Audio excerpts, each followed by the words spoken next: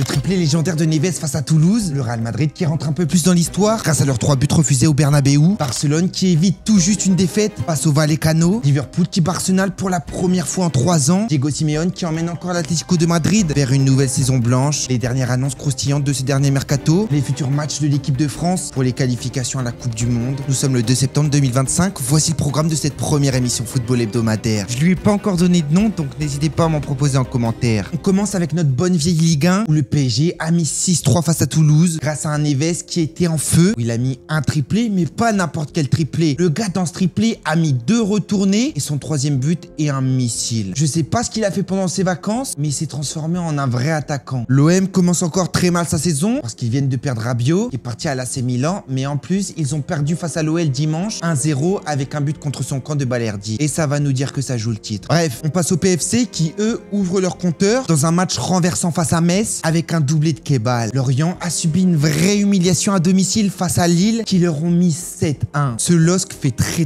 peur et pourrait bien jouer le titre face au PSG. On passe en Italie, on va voir la Serie A. Après leur dernière défaite, l'AC Milan vient de se réveiller ce week-end avec une victoire de 2-0. Par contre, leurs voisins avec qui ils sont pas copains, l'Inter Milan, eux qui avaient gagné la première journée face à Torino, 5-0, viennent de se faire humilier ce week-end par l'Udinese, une équipe qui semblait jouable, mais ils ont perdu 2-1. On passe au plus grand championnat du monde, la Première Ligue, et on s'est encore régalé. On a eu notamment un Liverpool-Arsenal. Malgré le choc, ça a été un match assez ennuyeux. Il a fallu attendre la 83e minute pour avoir enfin un but que Liverpool venait de marquer, battant à domicile Arsenal 1-0. Une défaite qui doit faire très mal à Arteta, qui fait un très mauvais début de saison, malgré les renforts qu'il a eu. Ça sent encore la saison blanche, cette histoire. Par contre, les Diables Rouges se sont enfin réveillés, où ils ont réalisé leur première victoire de leur saison, à l'arraché, dans les tout derniers instants face à Burnley, en gagnant 3-2. Pour Manchester City, c'est encore la catastrophe. Pourtant, on avait de l'espoir qui se relève lors du mondial des clubs, où ils avaient fait une bonne prestation. Mais là, ce début de saison est catastrophique, parce qu'ils viennent encore de perdre en Première Ligue. Pourtant, ils venaient de marquer. Puis après ce but, ils ont enchaîné 2 occasions qu'ils ont loupées. Mais Matheus Nunes renverse le match sur un contre. Donc Manchester City perd 2-1. Malheureusement, je pense que Guardiola doit partir, parce qu'on sait que l'année dernière a été très dure pour lui avec le divorce de sa femme. Toutes les défaites qu'il a accumulées, on sent qu'il ne prend plus aucun plaisir à entraîner cette équipe. Vaut peut-être mieux qu'il parte pour pas que ça se finisse mal. Et ce qui est assez fou, c'est que Manchester City est déjà à 2 défaites en seulement 3 matchs de Première Ligue. C'est tout autant que lors de leur saison 2022-2023 où ils avaient gagné la Première Ligue. Quant à Jack Grealish, le joueur que Pep Guardiola a écarté de Manchester City, lui est sûrement en ce moment le meilleur joueur de la Première Ligue, où il est déjà à 4 passes décisives avec Everton. Si souvent l'arrivée d'un joueur à Everton est le début de la fin, comme c'est arrivé à Rooney ou Dele Alli, pour Jack Grealish, je pense que ce sera tout le contraire. Maintenant, on passe à l'Espagne. On va regarder ce qui s'est passé en Liga ce week-end. Alors que le Real Madrid était mené 1-0 face à Mallorca, ils ont renversé le match en seulement 2 minutes. On sent un Real Madrid qui s'est réveillé. Xabi Alonso a fait de gros changements qui font du bien. Arda Güler, cette fois-ci, n'est plus sur le banc et on comprend pourquoi, parce que c'est l'un des meilleurs joueurs du Real. La doublette Mbappé-Güler, ça va être incroyable. Ça me rend nostalgique, ça me fait penser à la doublette Ozil-Ronaldo. Dans ce match, le Real Madrid est aussi rentré dans l'histoire avec leurs 3 buts refusés, avec 2 d'Mbappé et 1 de Güler, ce qui leur était jamais arrivé. Vinicius, lui, est revenu à son niveau, ça fait très plaisir. Et Militao a aussi fait une très bonne performance. Ça m'étonnerait pas qu'il prenne la place de Rudiger. Le seul point faible de ce Real Madrid, c'est peut-être la condition physique, due probablement à la Coupe du Monde des clubs, parce que lors de la première mi-temps, les joueurs étaient à 100%. Quand la deuxième mi-temps a commencé, on a vu une vraie baisse de rythme. Le FC Barcelone doit se contenter du nul. Mais ce match a vraiment pas été beau. Tous les joueurs ont été mauvais, sauf le nouveau gardien du Barça, Garcia. Il a sauvé au moins 4 buts au Barça, et c'est assez fou qu'il a pas été sélectionné dans la sélection espagnole pour les qualifs de la Coupe du Monde, parce que c'est littéralement le meilleur gardien en ce moment espagnol. S'il continue à ce niveau, ça m'étonnerait pas qu'il soit titulaire pour cette Coupe du Monde 2026. Quitte à prendre la place d'Unai Simon. L'Atlético Madrid de Diego Simeone n'arrive toujours pas à gagner. Le titre pour la Liga est déjà presque perdu. Malgré les gros renforts de ce mercato, on voit toujours le même Atlético. Diego n'a toujours pas fait de changement. S'ils veulent gagner un trophée, va peut-être falloir changer d'entraîneur, malgré tout ce qu'il a apporté. Ils ont quand même dépensé plus de 200 millions d'euros dans ce mercato. Pour la dernière journée de ce mercato, il y a des infos très croustillantes, des transferts qu'on s'attendait pas du tout. Faut savoir que dans ce mercato, il y a eu plus de 3 milliards d'euros dépensés quand même. Ça fait une coquette somme. On a déjà la confirmation de Donnarumma qui va arriver à Manchester City pour 30 millions d'euros. Nicolas Jackson va finalement au Bayern Munich. La grosse surprise, Pavard qui va à l'OM, où l'OM et l'Inter Milan ont conclu un accord d'un prêt de 2,5 millions d'euros avec une option d'achat de 15 millions. Isaac est enfin arrivé à Liverpool avec un transfert record en Première Ligue. Liverpool a payé plus de 150 millions d'euros le joueur. Ils auront quand même dépensé cet été environ 500 millions d'euros. S'ils gagnent pas un trophée cette saison, avec l'arrivée d'Isaac, et Ekitike le sait, qu'il a une très grosse concurrence à son poste, va falloir charbonner et prouver pour garder sa place de titulaire, mais ça va être très dur. Faut peut-être mieux qu'il profite de sa sélection en équipe de France en ce moment, Pourquoi? Parce que s'il perd sa place à Liverpool, ça va être très difficile de revenir. Et enfin, une nouvelle qui fait plaisir. Randal Kolo Muani est arrivé à Tottenham où il teste son 4e championnat après avoir joué en France, en Italie, en Allemagne. Cette fois-ci, il joue en Angleterre. Évidemment, Tottenham l'a pas acheté, c'est juste un prêt où il n'y a aucune option d'achat. Et enfin, les Bleus sont arrivés à Clairefontaine hier où ils joueront vendredi face à l'Ukraine et le 9 septembre face à l'Islande pour les qualifications de la Coupe du Monde 2026. 2 matchs qui semblent jouables, mais attention, c'est le foot, il y a toujours des surprises. La qualification n'est pas assurée. Ne nous portons pas l'œil. C'est fini pour cette première émission. Je teste un nouveau concept. Dites-moi si ça vous plaît, ce qu'il y a à améliorer. Proposez vos noms à cette émission. Je lirai évidemment tous vos avis parce qu'ils sont vraiment précieux. Ça demande beaucoup de travail ces vidéos. Donc faut au moins que ça vous plaise. C'était Tips, c'était un plaisir. Et si vous êtes arrivé jusqu'ici, commentez. On est là.